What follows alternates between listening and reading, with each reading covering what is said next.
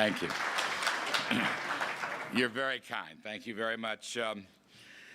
I'll be extremely brief, especially by my own standards. President Donald Trump has taken steps to rebuild the American economy with tax cuts and deregulation and energy openings and trade reform, and has reinstilled the spirit of growth, prosperity, entrepreneurship. And today we're going to celebrate a part of his program coming out of the tax bill. These are the opportunity and revitalization zones, opportunity zones, which I think are going to grow and prosper almost more than anybody believes. It's almost like a sleeper, but get ready from private investment capital, right? Private investment capital, the old-fashioned way, and folks, men and women, starting their own businesses. It'll be in the cities, and it'll be in the rural areas, and my great hope is it'll take this great Trump prosperity into every nook and cranny of the American economy, something we've really never seen before. So, just my great honor to serve and my great honor to introduce President Donald Trump.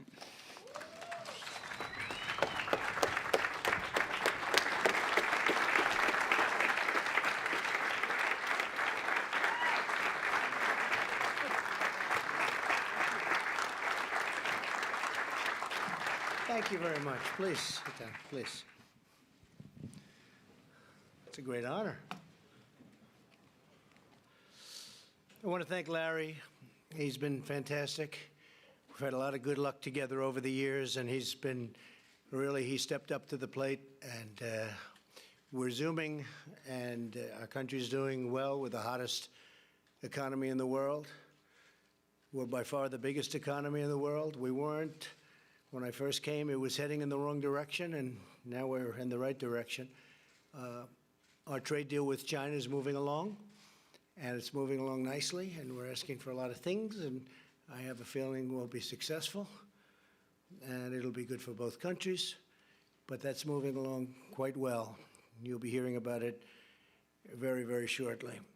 Today, we are proud to be joined by state and local leaders from both parties, including mayors and county commissioners, people I know very well in some cases. Some cases, I hate to say it, probably shouldn't admit it, people I've dealt with in my pre-life. And there are a lot of professionals, I will tell you. I know very well what you do, and they're great professionals, not easy. Economic development officers and tribal leaders and entrepreneurs and faith leaders. Paula White, thank you very much. You've been so helpful. Thank you, Paula. Pastor Paula. She's fantastic. Thank you all for pouring your heart and your soul into rebuilding our communities and restoring hope in every part of our great land. That's what's happening. We're here to celebrate opportunity zones, and who would have thought this was going to be so successful? Who would have thought when we first proposed the idea, they said, well, things like this have been talked about, but it never happened.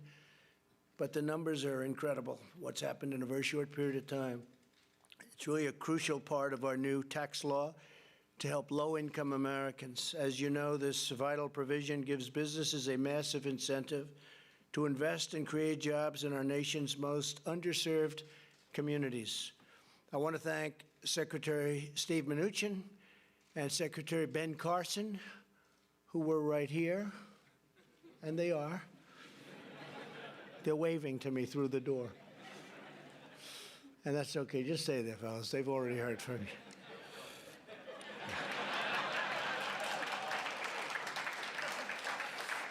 And they're doing a great job, those two.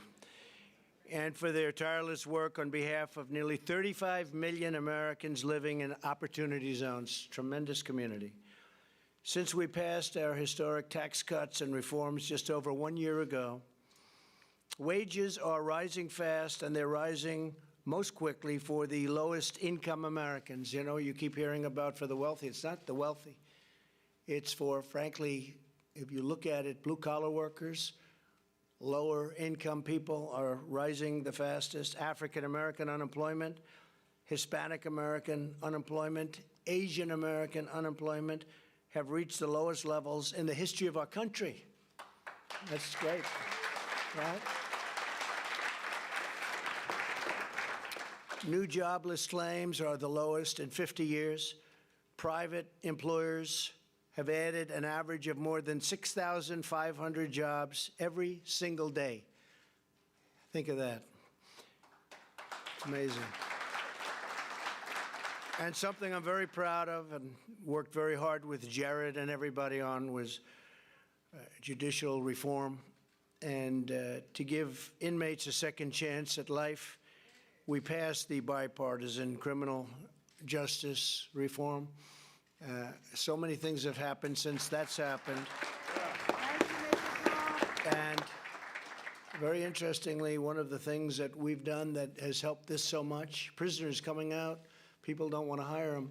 They just don't want to hire them. It's got something, stigma, call it whatever you want. They weren't being hired. This is for, I would say, since our founding. Very hard for prisoners. This is the best they've ever done by far. They're coming out and they're having not only job offers, but they're having choice. And employers are coming back and we sample them. I know some. And they are so thrilled with what they're getting. And I can't say in every case, because that's not the case no matter who you hire. But they are thrilled. I had one gentleman tell me, man, I know, a businessman, he said, I've hired some people coming out of prison I never thought I'd be doing, and I'm doing it, and they're some of the best employees I have. And that was done because the economy is so strong. Because, frankly, they're having a hard time getting people. And now they're taking people that they wouldn't have liked and they would have never taken, and they're putting them in, and they're finding them to be phenomenal. So it's never happened before like it's happening now. People coming out of prison are getting a second, and in some cases, a third chance. I've also signed the single largest bill to combat the opioid crisis to help free Americans from the scourge of addiction. There's never been anything like it over the last 10 years. What's going on is incredible. And we're stopping them much more so at the border. We will, as soon as the wall is built, we'll have a tremendous impact. And Border Patrol has been incredible. Kevin's doing a great job. We have an amazing group of people on the border. And Homeland Security generally. ICE has been incredible what they're doing. They're taking MS-13 out by the thousands who came into our country, the gangs, rough people, they're getting them out. So ICE has been unbelievable. And law enforcement generally has been just unbelievable, the job. You know, our numbers are way down, meaning in a positive way. Crime is down very substantially from even a year ago. We want all Americans to share in our great economic renewal. That's why governors in all 50 states and the territories have designated 8,700 neighborhoods as opportunity zones. Hard to believe, 8,700. Household income in these communities is 37% less than the median income in a state as a whole, so it's 37% down, and we're catching them fast. In order to revitalize these areas, we've lowered the capital gains tax for long-term investment in opportunity zones all the way down to a very big, fat, beautiful number of zero. Zero. That's why they're looking and they're saying, no, I don't want to go there. Maybe I don't love the location, I don't want to go. Then they hear about the zero, they'll say, I think I'm going to go there. And then they start liking the location, right? A great football player. You are some player, huh? I'll never fight you, I promise. That'll never happen. Great player, Scott. Our goal is to rebuild homes, schools, businesses, and communities that need it the most. And we have just, I don't know, we've hit something that's very unusual. This is a very surprising thing to everybody, even to me to a certain extent. You know, you do things. Nobody thought it was going to catch on like it's caught on. So here with us today is the mayor of Vicksburg, Mississippi, George Flaggs, who over the last year has worked with private investors to save and create more jobs in the city. Where's George? George, stand up, please, George. Thank you very much. Thank you, George.